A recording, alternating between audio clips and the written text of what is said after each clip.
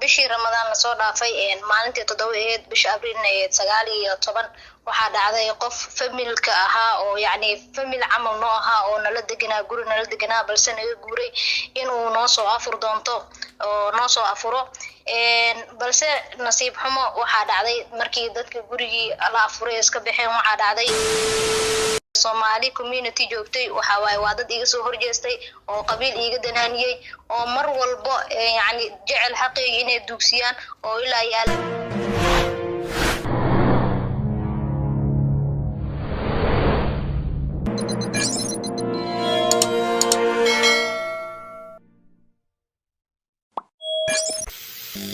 السلام عليكم ورحمة الله تعالى وبركاته دمان أصحابتك وحرم برتي دا يوتيوب كمال والبقى والدنيا كجوكتان هدي مال إدينتها مال وناكسن هدي هبين إدينتها هبين وناكسن إنتها كدب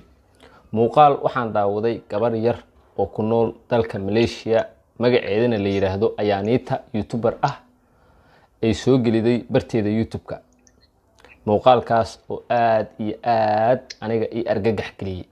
كبار داس يرتا واللي حيتبن جرش waxaa dhacday in ninka weyn ayada oo damcay in uu kufsado hase ahaatee markii aan muuqaalka daawaday aniga aad ayaan uga xumaaday waxaa dhacday in aniga aan adkeysan waayay oo aan u dulqaado waayay dulmigaas iyo daradaas iyo xadgudubkaas gabadhaas joogta qurbaha lagula kacayo waxaan wacay dad jooga Malaysia waxaana raadiyay xiriirkeeda waa ay ii suurta gashay in aan helo xiriirkeeda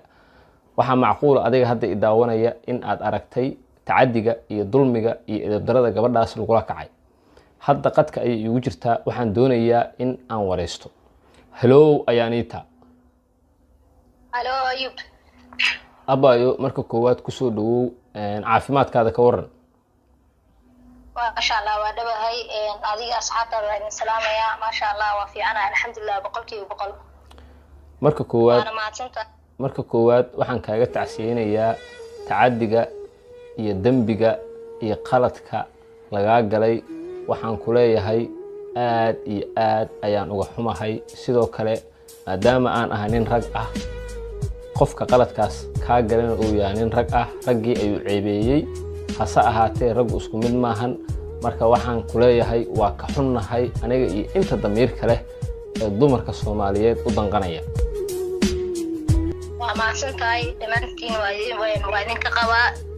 marka horena waa sheegay ragga Soomaaliyeed waxa ku jiro adigoo kale waxa ku jiro rag wanaagsan inay dhamaantood wada xumeen waan ka qabaa waa ma santaa raadigelintaada waa tahay Ayanita mana la wadaagi kartaa sida ay wax u dhaceen bilow ilaa ay dhamaad aad iyo aad waan kula wadaagi karaa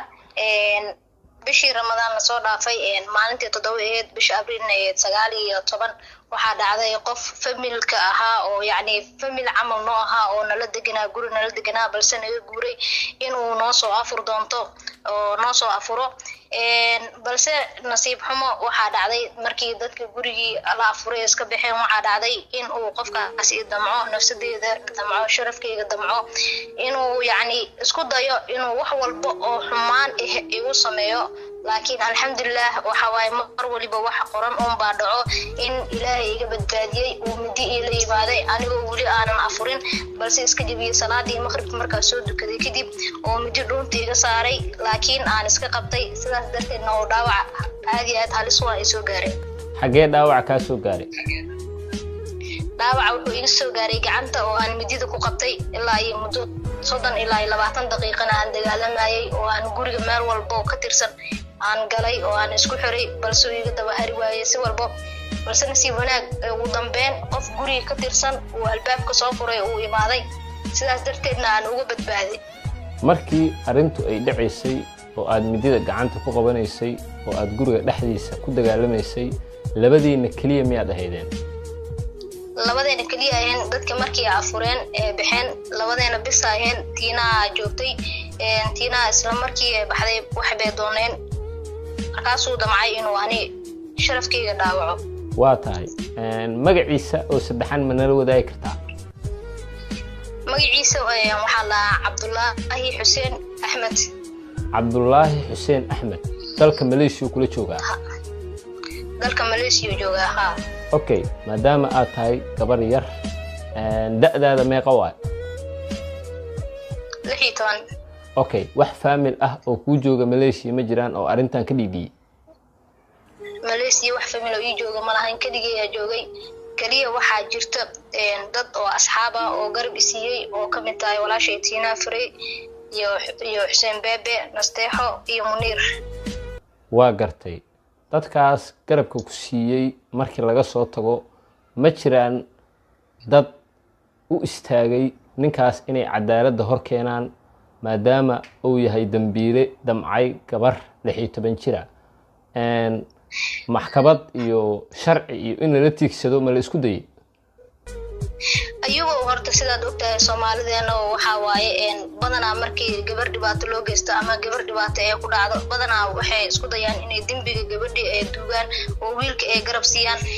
marka afartaas qof laga soo tago Malaysia inta kale ee Soomaali community joogtay waxa waaye waa dad iga soo horjeestay oo qabiil iga danaaniyay oo mar walba yani jecel xaqii inay dugsiyaan oo ilaa yaalaan qarinaayo oo aanan banaanka xataa u bixi karin oo aanan cadaalad helin oo aanan haysanin yani nafis aanan haysanin gurigii dhibaatadii u soo gaartana aanan ku noolaa karin oo marka meel walba dhibaatay u gaarta ama dhiigeygii ku baxay aan arko aan ka damqanayo xanuunsanayo banaankana aan ku nafis karin oo sheekadii qabiil ay u bedeleen oo ay dhaheen yani gabartan yarta waxa way ka dhigad waxba ma qaadayso laakiin mar walba waxa way ilaah uunba ila jiro. waa tahay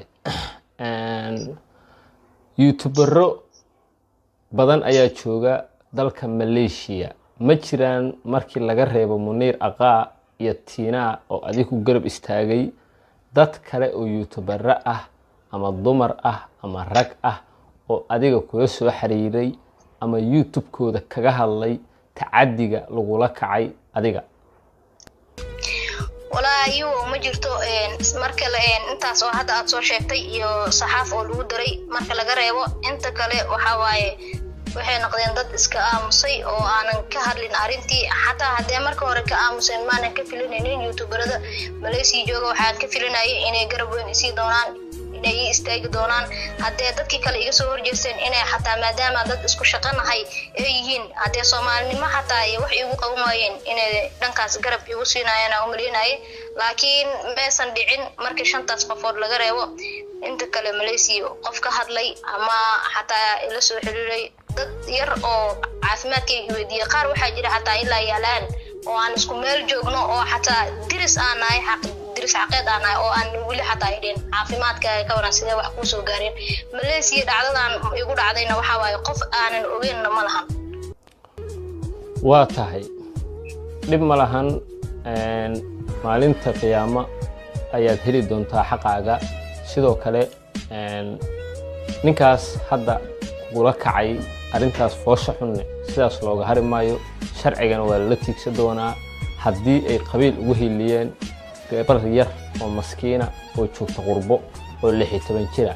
haddiiba ay qabiil ugu hiliyeen dadka reer Malaysia waliba community-ga kulley ayaga daciifnimadooda muujiyay youtuberada ka aamusayne waxa way taariikhda qori doonta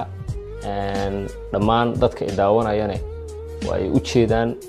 waana dhageysanayaan waraysigaaga marka waxaan ku leeyahay niyada qeyr u sheeg anaga garbahaaga ah aniga walaashay baa tahay wiil walbo Soomaaliyeedna walaashiis baa tahay marka hadda waa caafimaad qabtaa sharafkaagiina waa ku dhoorsan yahay kaliya dhaawac ku soo gaaray waa midida aad gacanta isaga qabato Soomaa waa midida gacanta iskaga qabtay oo si xoog يعني دابع حوجي سوغار لكن الحمد لله مر والبو waxaan ku faraxsanahay maadaama wixii la rabay Ilaahay iga badbaadiyay daawacaasna yani waxa uu arkaa ciji iga jabto kale.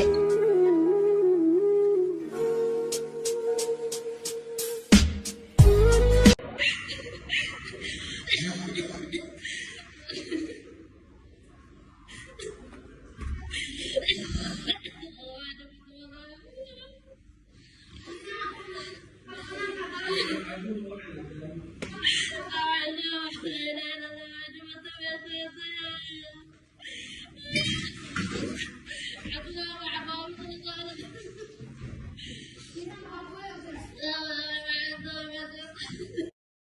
الحمد لله. waa gartay askarta booliska mala xiriir booliska waa la xiriiray oo anigoo cisbitaalka joogo markay dhacday horta aniga waa miir daboolmay markaa soo kacay waxaa la yidhahay Tina iyo Munir iyo Xuseen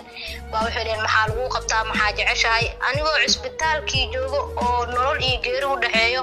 oo dhiig u baahan oo wili aanan nolosheeda aanaba loogeen bee dadkii waxay u kala baxeen qabiil iyo waxaas Soomaalidii u go'een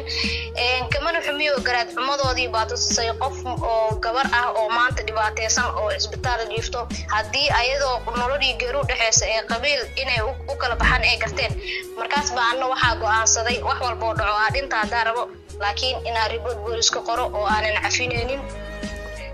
report booliskii waa ka qoray oo waa gudbiyey meel walbo iyo sharciga wax walba waa soo maray laakiin ilaa wili waxaa qarinaya dad baa qarinayo guryahooda ku haysto booliska cadaaladda ka qarinayo oo dadka xaqooda inay dugsiyaan rabo baa guryahooda ku haysta laakiin dhib ma lahan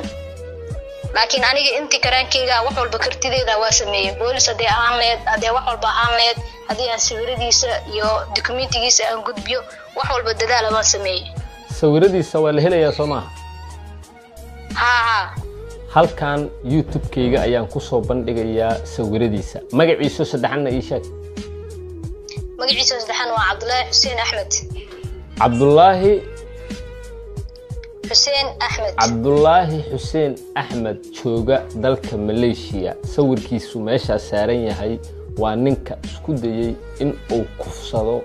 ama sharafkeeda ku ciyaaro gabadhaas yarta ah ee YouTuberka ah ee 16 jirka ah waa nin aan arxan lahayn damiirna aan lahayn qurbo ayay joogtaa walaalkeed lama joogo hooyadeed lama joogto aabaheed lama joogo adeerkeed lama joogo wuxuu damcay in uu si qasab ah gabadhaas ugu tago hase ahaatee ilaahaygi koonkan sameeyay ayadana abuuray annagana na abuuray ayaa ka badbaadiyay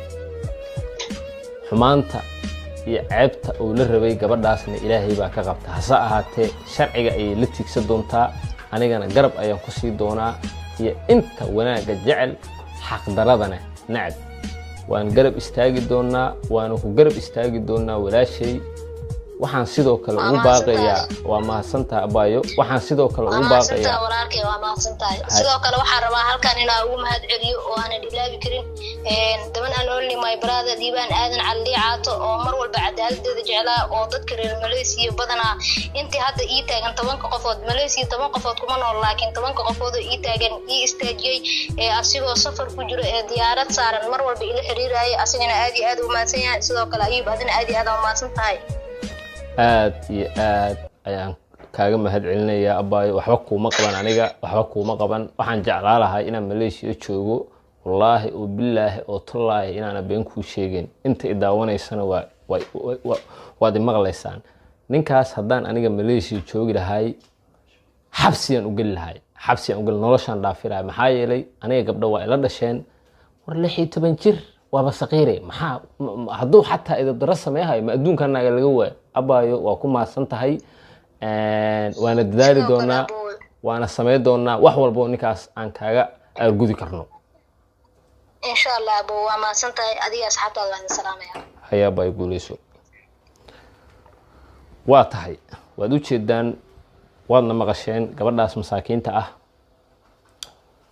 ninka isku dayay inuu kufsadana wuxuu joogaa Malaysia qurbihii ay Soomaalida isku xumeynaysaa gabdhihii jooga dalka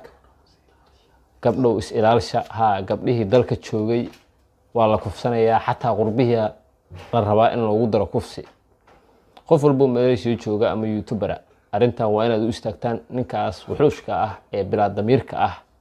waa in aad meel uga soo hartaan waa Ayub Carlos oo idin meel walba dunida aad ka joogtaan guuleysta haddii ay tahay markii kugu horeeyay aad soo booqato barteeda YouTube-ka subscribe saaro si aad ila socoto mar walba haddaad hore ila joogtana waa ku mahadsantahay muuqaalka like gareey siina share gareey si gabadhaas ayaaniita ay cadaalad u sii jaaw